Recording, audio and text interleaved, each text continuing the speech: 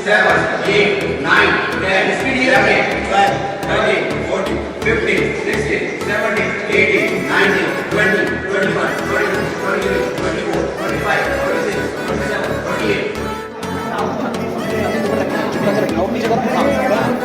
Position ध्यान रखिए। 13, 14, 15, 16, 17। आपने क्या किया, साइड से क्या देखना है पेशेंट के चेस्ट को। अगर वो अप एंड डाउन हो रहा है मतलब उसमें राइज एंड फॉल हो रही है वो, इसका मतलब पेशेंट की ब्रीदिंग चल रही है।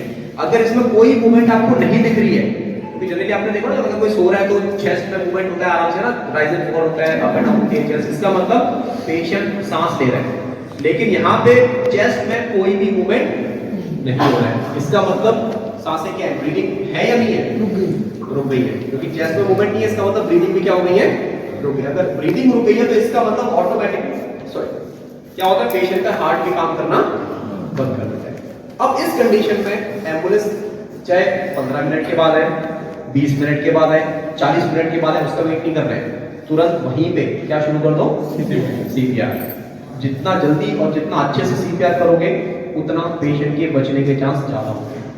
कैसे करते हैं सीपीआर वो मैं आपको भी दिखा देता हूँ, ठीक है। अभी देखो कितनी बार करना है, देखा है छाती को कितनी बार दबाना है, 30 बार। 2 बार क्या देनी है, ब्रीथ देनी है। फिर 30 बार छाती को दबाना है, 2 बार सांस देनी है। फिर 30 बार छाती को दबाना है, 2 बार। ये लगातार आपको बिना रुके 5 बार करना है। कितनी बार, 5 बार। और 5 बार करने के बाद आपको रोकना है सीपीआर को और फिर दोबारा ये देखना है कि पेशेंट की सांसें वापस आई या नहीं है। अगर 5 बार करने के बाद सांसें वापस नहीं आई तो फिर दोबारा शुरू करो 5 बार। कौन से वाले एरिया को टेस्ट करना है? अभी वो बताएंगे सर कि आपको कैसे करना है, करके दिखाऊंगा मैं आपको प्रॉपर। आप लोग भी एक बार करके देखना कि आप लोग कर पा रहे हो नहीं कर पा रहे। क्योंकि हमारे पास ये 10 डमीज हैं, ये हम लोग इसलिए लेके आए ताकि एटलीस्ट आप एक बार यहाँ पे आके 1 साइकिल 2 साइकिल 3 बार 4 बार ट्राई करो, ताकि रियल में बाई चांस अगर जरूरत पड़े आपको कभी भी तो एटलीस्ट आप परफॉर्म कर पाओ। क्योंकि जब तक यहाँ पे आप नहीं करोगे तब तक आप रियल में नहीं कर पाओगे, सीपीआर गारंटी है। क्यों? क्योंकि कितना छाती को दबाना है, कितना फोर्स लगाना है, पोजीशन कैसे रखनी है, आप एक बार यहाँ पे ट्राई कर लो तो ये जो डमीज है ना सारे के सारे ये रियल इंसान की तरह बनाए गए हैं। जो टेक्निक जो आप तरीका यहाँ पे यूज करोगे सेम तरीका सेम टेक्निक आप रियल में यूज करोगे। ठीक है, क्लियर हो गया? यहाँ तक क्लियर है? कितनी बार करना है, 30 बार। 2 बार क्या देनी है, सांस देनी है। और ये कितनी बार करना है लगातार, 5 बार। और 5 बार करने के बाद क्या करना है, इसको रोकना है। रोकने के बाद दोबारा क्या देखना है कि पेशेंट की ब्रीदिंग वापस आई या अगर नहीं आई तो आप फिर दोबारा शुरू करो। अगर आपका 4 लोग हैं, सपोज 5 साइकिल मैंने किया, फिर 5 साइकिल मैं सबको बोलूँ सर 5 साइकिल अभी आप करो, फिर 5 साइकिल आप करो, तो ऐसा रोटेशन वाइज भी कर सकते हैं। उससे क्या फायदा होगा, सीपीआर अच्छा रहेगा और आप जल्दी लगोगे नहीं और क्वालिटी आपकी प्रॉपर मेंटेन रहेगी।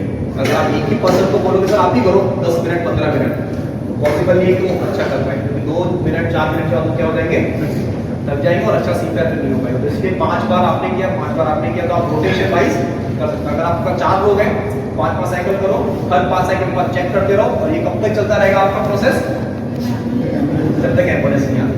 इसका फायदा ये होता है कि आपने जैसे सीपीआर शुरू किया, मतलब चेस्ट को पंपिंग करना शुरू किया, तो इससे क्या होता है ब्रेन को और ऑर्गन्स को ब्लड और ऑक्सीजन मिलना शुरू हो जाता है। उसकी वजह से क्या होता है, वो डेड नहीं हो पाते, राइट, सर्वाइव करते हैं। वो हो सकता है 15 minute, 20 minute, 30 minute, 35 minute, 40 minute. और जब तक एम्बुलेंस आती है हो सकता है कि पेशेंट आपका बच भी जाए। लेकिन कंडीशन क्या है, सीपीआर को रोकना बिल्कुल भी नहीं। क्लियर हो गया? अब बात करते हैं कि इसको शुरू कैसे करना है, सीपीआर कैसे करना है, हाथ कहाँ रखना है, वो दिखाता हूँ मैं आपको।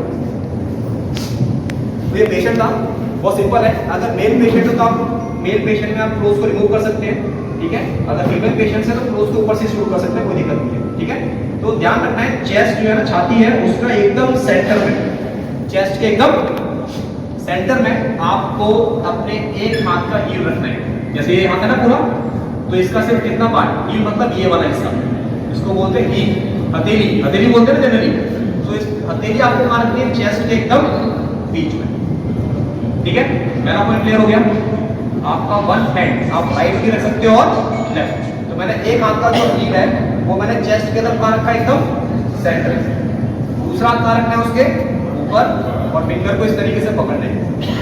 क्लियर कॉन्सेप्ट अभी? चलो भी सब लोग ऐसे करो, स्ट्रेट रखो हाथ को, इधर रखो, सामने की तरफ, ऐसे नहीं करना है, सामने होना चाहिए एकदम स्ट्रेट। दूसरा हाथ उसके ऊपर रखो, फिंगर्स को इस तरीके से इंटरलॉक करो, एल्बो ऐसे नहीं करना है, एल्बो एकदम सीधा स्ट्रेट और एकदम ये फेस के सामने होना चाहिए ये टाइप्स, ठीक है? और ये सेम तरीका, इसको ऐसे नहीं करना है, इसको ऐसे रखो पीछे की तरफ खींच के, ये हील होना चाहिए आगे की तरफ, ठीक है? और ये सेम टेक्निक आपको कहाँ रखनी है? सेंटर। ये क्लियर है कॉन्सेप्ट अभी? यहाँ तक कोई डाउट? लेफ्ट साइड से होना चाहिए, राइट साइड से होना चाहिए। आप किसी भी साइड से कर सकते हैं सर। देखो हमारा जो हील है ना, ये कहाँ पे है? सेंटर। राइट से जाएंगे तो भी यहाँ सेंटर आएगा, लेफ्ट में करेंगे तो भी ये सेंटर होगा, है ना? सेंटर तो दोनों साइड से सेम ही होगा ना, इसीलिए आप राइट से भी कर सकते हैं और लेफ्ट से भी कर सकते हैं। यहाँ तक क्लियर है कॉन्सेप्ट अभी? हाथ कहाँ रखना है? एल्बो इस तरीके से करना है और आपका जो हील है ये वाला हिस्सा चेस्ट के एकदम सेंटर में रहेगा। अब दो चीजें ध्यान रखनी है आपको जब सीखना शुरू करेंगे। दो चीजें क्या क्या ध्यान रखनी है आपको? दो पॉइंट्स है बस उसमें, ज्यादा कुछ नहीं है।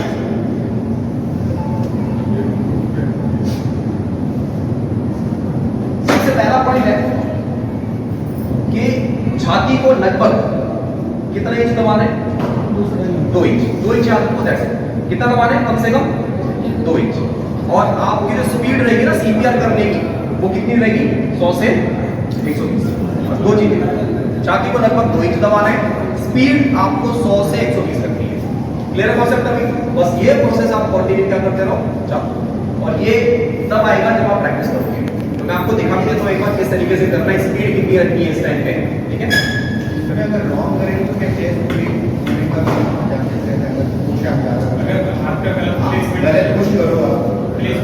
फाइनली क्या होता है जब सीपीआर करते हैं ना, तो रिब्स टूटने के चांस बहुत ज्यादा होते हैं, क्योंकि किसी को नहीं पता। इवन जो एक्सपर्ट भी होते हैं ना, हम लोग, इवन मैं भी करता हूँ, मेरा जो एक्सपीरियंस है, मैं भी महीने में एक तो सीपीआर करता हूँ रियल पेशेंट्स से। सो मेरे से भी कुछ पेशेंट्स की रिब्स टूट जाती है। रीजन ये होता है कि अगर आपने 2 इंच दबाया या 2.4 तक गया तो नहीं टूटेगी, लेकिन अगर उससे ज्यादा चले गए हो सकता है रिब्स टूट जाए। लेकिन मुझे नहीं पता ना 2.2 इंच एग्जैक्ट कितना होता है, कुछ मीटर वगैरह तो है नहीं वहां पे। तो most of time it breaks. CPR करते टाइम एक दो रिब्स टूट जाती है, तो ये कोई डरने वाली बात नहीं है, ये एकदम नॉर्मल सी बात है। क्योंकि जब सीपीआर होता है तो एक दो रिब्स टूटती है, इवन एक्सपर्ट्स भी करते हैं ना, उनसे भी कभी कभार एक दो रिब्स टूट जाती है, तो कोई डरने वाली बात नहीं है। उस समय सबसे इंपॉर्टेंट है पेशेंट की जान को बचाना। अगर एक बार जान बच गई तो ये बस नहीं, रिब्स है ना, रिब्स हड्डी क्या होती है वापस। लेकिन अगर आपने उस टाइम में सीपीआर रोक दिया ना, तो 100% गारंटी है पेशेंट की लाइफ में बचेगी। तो ध्यान रखना है, सीपीआर करते टाइम अगर हवा लगे ना, कटक कटक रिब्स टूटती या टूटने तो कोई दिक्कत नहीं, सीपीआर को रोकना नहीं। एंड मोस्ट ऑफ टाइम वो टूट जाती है, कोई दिक्कत वाली बात नहीं, क्योंकि अगर आप लोग करेंगे तो डेफिनेटली एक रिब्स टूटेगी, तो कोई दिक्कत वाली बात नहीं है। सीपीआर को क्या रखो, चालू। पहला पॉइंट क्लियर हो गया अभी, ठीक है? नाउ अगर आपका लोकेशन ठीक है ना, यहाँ पे रखा है, तो रिब्स टूटने के चांस बहुत कम होते हैं। रिब्स टूटने के चांस कब होते हैं? जब आपकी लोकेशन ठीक, सपोज किसी ने यहाँ पे हाथ रख दिया इस साइड की तरफ, यहाँ पे क्या रिब्स ज्यादा है ना इधर, तो हो सकता है हल्का सा भी दबाओगे तो टूट जाए। लेकिन अगर आपका लोकेशन ठीक है तो उससे क्या होता है, रिब्स टूटने के चांस थोड़े से कम। क्लियर है अभी? तो कितना दबाना है? 2 इंच। स्पीड कितनी रखनी है? 100 से 120। कितनी बार करना है कंप्रेशन? 30 बार। कितने साइकिल करने हैं? 5 साइकिल, ठीक है? तो मैंने हाथ रखा, दूसरा हाथ उसके ऊपर, फिंगर इंटरलॉक, एल्बो क्या रखनी है? एकदम स्ट्रेट, और थोड़ा ऊपर कंधे को लेके आना है पेशेंट के, और स्टार्ट करना है, ठीक है?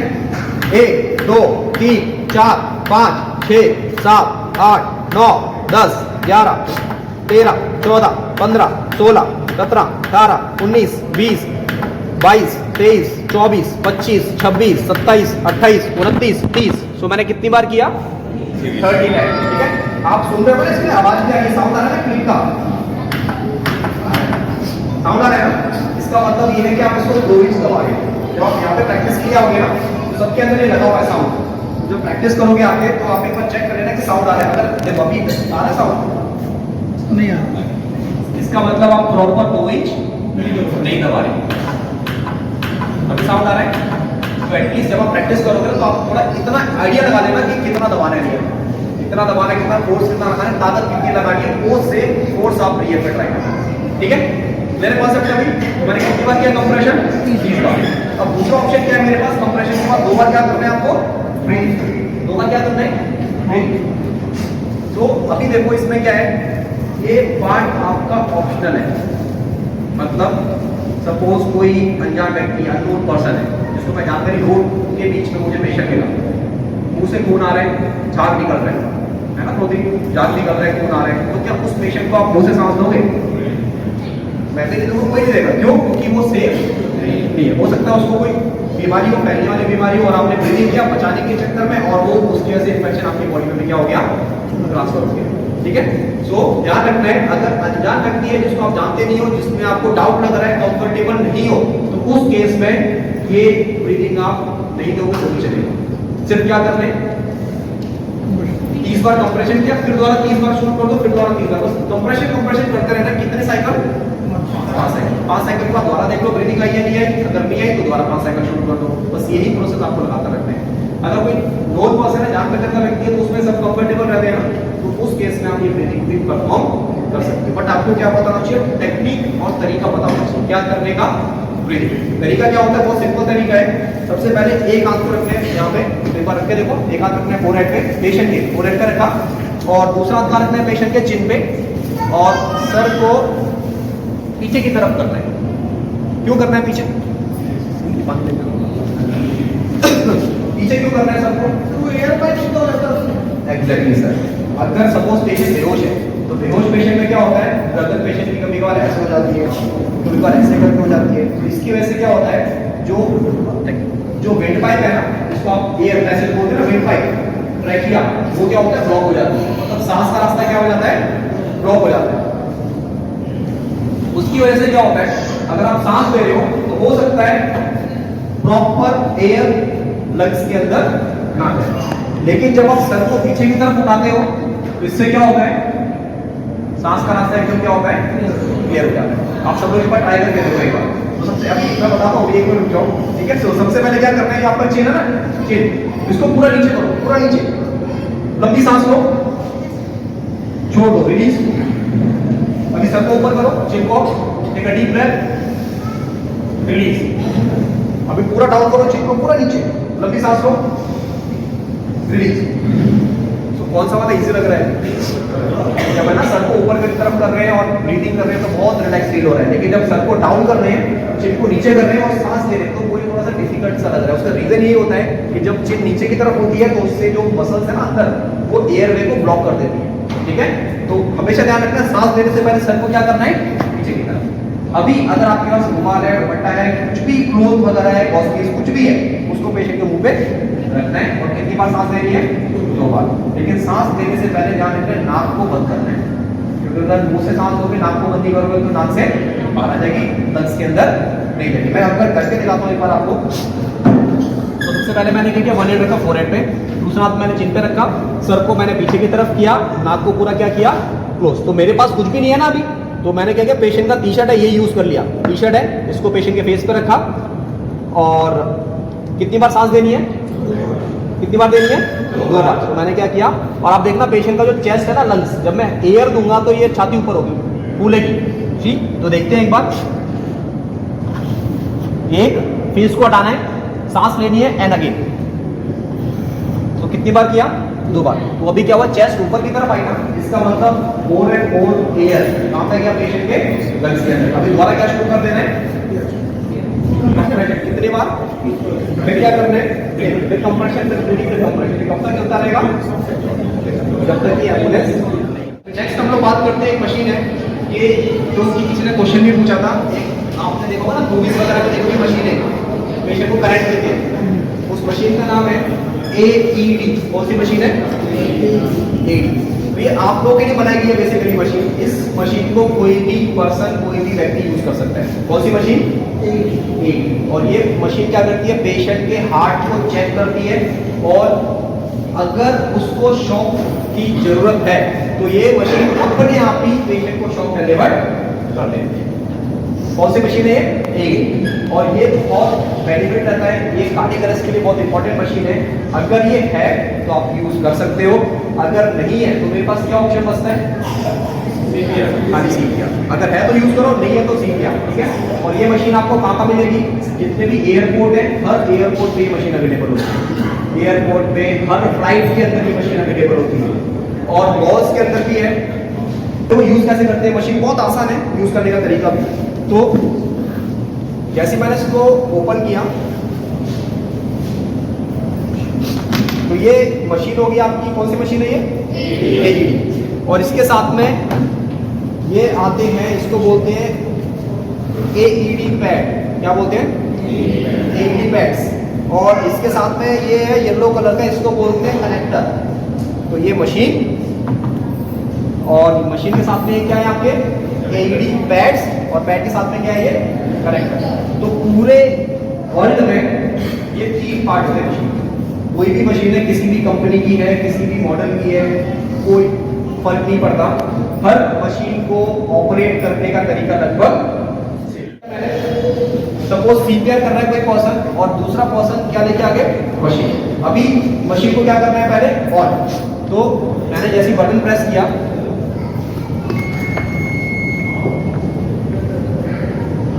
Apply pads to patient's bare chest. Plug in pads connector next to flashing light. Message clear है सबको? एक बार दोबारा सुनो ध्यान से।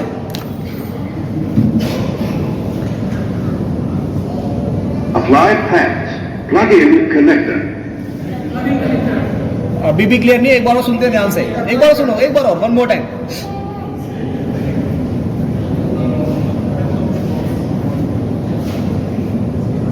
Apply pads. Plug in connector. अभी क्लियर है? तो मशीन बार बार बोल रही है apply pad connector, apply pad connector, ये बोल रही है ना machine.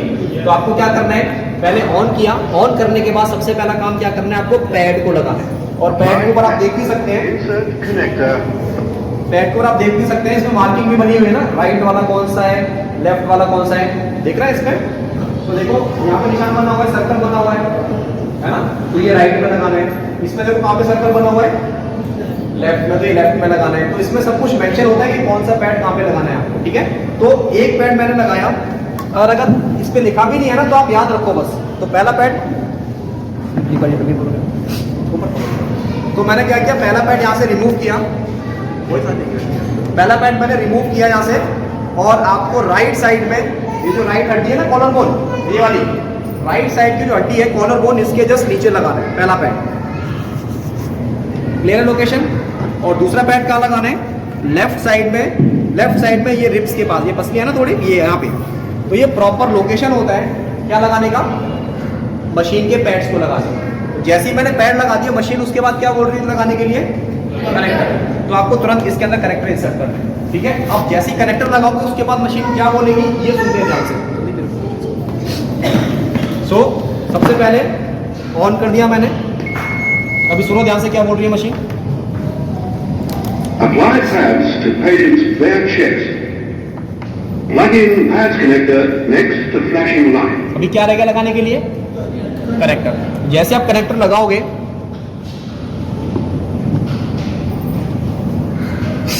Analyzing heart rhythm. Do not touch the patient. क्या बोलिए, डू नॉट, सब लोग पीछे हट जाओ, टच नहीं करना है पेशेंट को। Shock advised. Charging. Stay clear of patient. सब लोग पीछे हट जाओ। Deliver shock now. Press the orange button now. अभी मशीन क्या बोल रही है, सुनो ध्यान से। Deliver shock now. Press the orange button now. कौन सा बटन प्रेस करने के लिए, क्या देने के लिए पेशेंट को, शॉक। तो मैं क्या बोलूंगा, सब लोग पीछे हट जाओ, मैं शॉक बटन Deliver प्रेस कर रहा हूँ। shock now. Shock delivered. Hold. Start CPR. Shock देने के बाद तुरंत क्या बोला मशीन ने, स्टार्ट CPR। अभी इसमें करना क्या है, पैड को हटाना नहीं है और मशीन को ऑफ नहीं करना है। आप इसके ऊपर से तुरंत CPR शुरू कर सकते हो। क्लियर हो गया? क्यों? क्योंकि अगर मशीन ने बोला स्टार्ट CPR, इसका मतलब आप पेशेंट को सेफली टच, जब तक मशीन नहीं बोलती है स्टार्ट करने के तब तक आपको टच नहीं करना है। जैसे ही मैंने शॉक दिया, शॉक बॉडी के अंदर क्या एक झटका लगता है ना बॉडी में, उसके बाद कुछ सेकंड के बाद मशीन बोलेगी स्टार्ट CPR, तो आप तुरंत क्या शुरू कर दोगे, CPR। स्टेप्स क्लियर है? पहला ऑन करना है, दूसरा पैड लगाना है और तीसरा कनेक्टर। जैसे आपने पैड और कनेक्टर लगा दिया, तुरंत पेशेंट से हट जाओ, टच नहीं करना है। मशीन अपने आप चेक करती है कि पेशेंट को शॉक का रिक्वायरमेंट है या नहीं। अगर होगा तो मशीन शॉक अपने आप डिलीवर कर देगी, अगर नहीं होगा तो मशीन बोलेगी कि please no shock required. Machine क्या बोलेगी? No shock required. इसका मतलब या तो पेशेंट का हार्ट काम कर रहा है, तो ये सिर्फ उन पेशेंट को शॉक देते हैं जिनका हार्ट काम नहीं करता है, मतलब हार्ट काम नहीं कर रहा है। कौन सा कंडीशन हो गया? Cardiac arrest. तो इसके लिए कार्डियक अरेस्ट को रिकॉग्नाइज करके और शॉक के रिक्वायरमेंट है तो तभी देखती है। ठीक है, कोई डाउट यहां तक? क्लियर है कॉन्सेप्ट? अभी आपको इसको प्रैक्टिस करनी है, वो सुबह रहेगा, एक बार आप ट्राई करके देखो। एक एक करके एक सेकंड चेक कर लिया है, आपने चेक कर लिया कि ये पेशेंट बेहोश है, सांसें रुक गई है और कोई भी चेस्ट का मूवमेंट नहीं हो रहा है, मतलब कार्डियक अरेस्ट आपने कर लिया कंफर्म। एम्बुलेंस को कॉल करने के लिए आपने बोल दिया है, एम्बुलेंस को कॉल कर दिया है और एम्बुलेंस 15-20 मिनट में आधे घंटे में आ जाएगी। तब तक क्या शुरू करना है आपको? सीपीआर। ठीक है, तो घुटने के बाद आपको नील डाउन, घुटने पे आ जाओ सब लोग, घुटने पे अपने जो नीज है ना, नीज को मैट पर रख देना तो ज्यादा इजी रहेगा। ठीक है, और ये मेल पेशेंट है तो पेशेंट का ना टी-शर्ट को ऊपर कर दो, कोई बात नहीं, टी-शर्ट को ऊपर कर दो ताकि आप लोकेशन देख पाओ, एग्जैक्ट लोकेशन, मतलब हाथ कहां पे रखने हैं आपको। टी-शर्ट ऊपर कर दो, ये टी-शर्ट ऊपर कर दो। क्लियर है? अभी देखो सबसे पहले अपना एक हाथ का जो हील है, जैसे मैंने बताया था ना वैसे ही स्टेप्स करने हैं। सबसे पहले डेवलप करना है, पकड़ना है, एल्बो एकदम क्या रहेगा? सीधा स्ट्रेट, और सेम आपको रखना है चेस्ट के सेंटर में। तो सब लोग प्लेस करो, वेरी गुड, परफेक्ट एकदम। एल्बो सीधा है, एल्बो बेंड नहीं करना है, एल्बो सीधा रखना है, स्ट्रेट एल्बो सीधा रखो और अपना पास में पेशेंट को और पास में क्लोज क्लोज क्लोज, घुटने पे आना, उठ के घुटने पे और आगे आओ, घुटने पे, वेरी गुड। ठीक है, अभी जब मैं बोलूंगा ना काउंटिंग करूंगा, मेरी काउंटिंग के साथ करना आपको सीख है। जैसे 1 2 3 उसके साथ आप प्रेशर करते रहना। ठीक है, ताकत बनानी पड़ेगी जोर से, ताकत नहीं लगाओगे तो वो चेस्ट दबेगी नहीं। ठीक है, तो स्टार्ट करें, तो एक स्टार्ट करते हैं, मैं काउंट करता हूं तब स्टार्ट करना है। So start 1 2 3 4 5 6 7 8 9 10 11 12 13 14 15 16 17 18 19 20 21 22 23 24 25 26 27 28 29 30। आप देख रहे हैं ग्रीन लाइट जल रही है अधिकतर लोगों के शोल्डर के लेफ्ट में ना, तो इसका मतलब सीकर एकदम अच्छा हो रहा है। दोबारा शुरू करते हैं,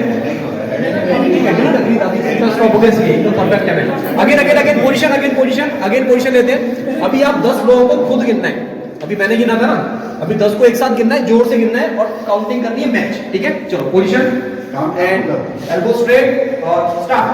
1 2 गिनो 10 को जोर से गिनो, 15 16 17 18 19 20 21, जोर से गिनो, काउंट जोर से गिनना है। 30, एक मिनट स्टॉप करो, दोबारा पोजीशन लो। इतना साउंड आवाज नहीं आ रही ना गिनने की, नहीं वो ठीक कर रहे हो आप, एकदम परफेक्ट है, मैं ऑब्जर्व कर रहा हूं यहां से। ठीक है, again position, elbow straight, fingers interlock, जोर से गिनना है, वॉइस किसी की नहीं आ रही, जोर से। Position and start. 1 2 3 4 5 6 7 8 9 10 11 12 13 14 15 16 24 25 26 30। Perfect, very good class. ठीक है, अभी शुरू करते हैं, मेरी काउंटिंग के साथ करना है पहला, बाकी सब अपने आप करना है काउंटिंग। ठीक है, चलो so start 1 2 3 4 5 6 7 8 9 10 11 12 13 13 14 15 16 17 18 19 20 21 22 23 24 25 26 27 28 29 30 1 2 3 very good 5 6 7 8 9 10 11 12 13 14 15 16 17 18 19 20 21 22 23 24 25 26 27 28 29 30 1 2 count करो, काउंट 6 7 10 11 12 13 काउंटिंग की आवाज नहीं आ रही है, मैं आपको रास्ता नहीं कह रहा। 27 28 29 30। नीचे नीचे नीचे और नीचे, यहाँ से हटाना नहीं है। ठीक है, सो पोजीशन और स्टार्ट 1 2 3 4 5 6 7 8 9, 10, 11, 12, 13, आराम से 14, 15, 16, 17, 18, 19, 20, 21, 22, 23, 24, 25, 26, 27, 28, 29, 30. काउंटिंग के साथ, मेरी काउंटिंग के साथ आराम से slow slow slow. Again position. एक बार और एल्बो स्ट्रेट, फिंगर्स इंटरलॉक. उसको दबाना है, उसको रिलीज करना है, फिर दबाना है. एल्बो फिंगर को करना है. Again position, elbow straight and start. 1, 2, 3, 4, 5, 6, 7, 8, 9, 10, 11, 12, 13, 14, 15, 16, 17, 18, 19, 20, 21, 22, 23, 24, 25, 26, 27, 28, 29. 1, 2, 3, 4, 5, count. 7, 8, 9, 10, 11, 12, 13, 14, 15, तो वो तोड़ देंगे मैं देखूं 28, 29,